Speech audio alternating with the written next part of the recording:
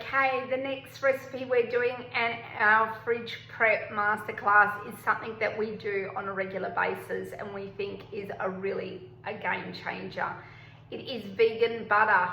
Often we, as swapping out dairy-free, previously a lot of people would just opt for Nuttelex and not without thinking of the ingredients and the harm that those things in Nuttelex are actually doing to our health and well-being.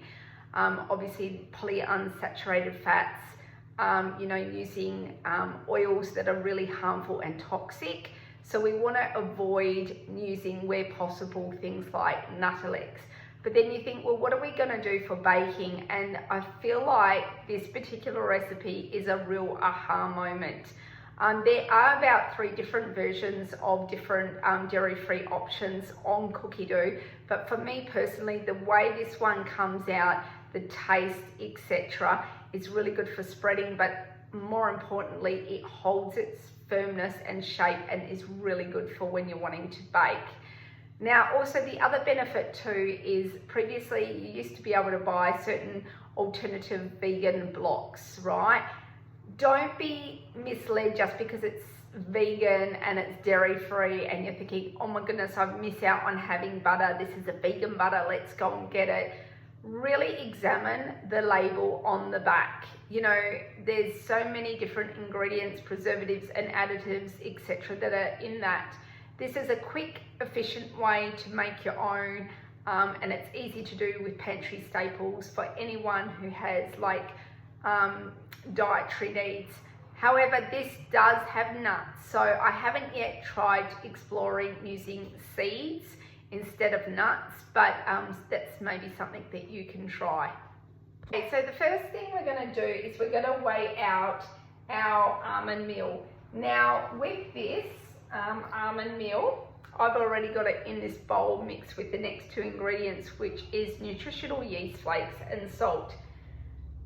It's asking for blanched almonds. I particularly like to buy almond meal in bulk through my bulk order. Having it is a great staple for gluten-free cooking. It takes out the work of actually buying expensive blanched almonds and then milling them yourself.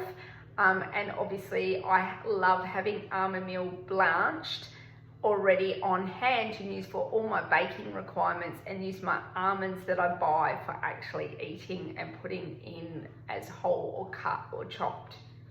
So we've got the blanched almond meals. We don't need to blitz it. And then what we're going to do is put this all in here like so. What we're going to do is we're going to add some almond milk. You can utilize your own homemade almond milk. You can use coconut milk. You can use any kind of plant-based milk in this instance, but I'm using almond milk.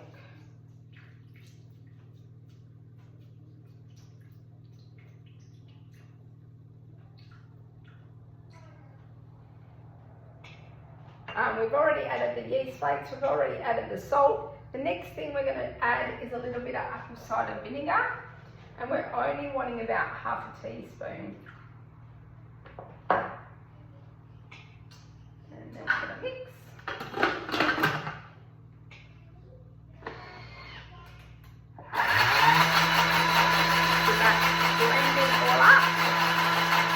Okay, so now that's all blended, what we're going to do is place next. I'm going to scrape down the sides, and it's already looking like traditional butter, which is great. Add the olive oil.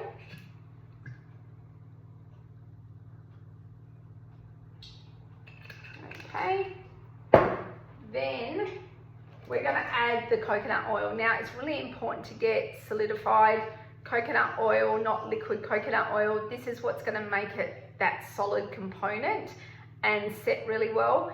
You can use sheer butter if you like, but the sourceability and accessibility of that and actually the quality of it is very hard to determine. So using coconut oil is the way to go here. If you can't have coconut oil, you may want to opt for one of the other vegan butter recipes. But this recipe in particular is ideal for baking.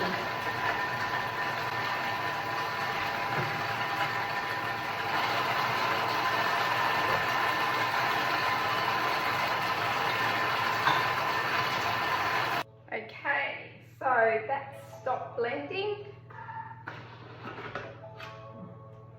And it's like almost like it, don't think you only need to blend it short. It's a bit like, you know, when you're churning butter, you're really wanting to get that blending occurring. See that? It's nice, and you'll see it. It's really incorporated nice so that it doesn't separate. Now, wondering what to do with your bowl? If you've got time, you could make a bechamel sauce. Use this as the component to actually make your bechamel or your white sauce, or a dressing of some sort, particularly like some creamy kind of sauce that you want to do if you're wanting to reuse the bowl, so to get all that goodness. So there we have our vegan butter. This will go into the fridge now and set really hard, ready to be used.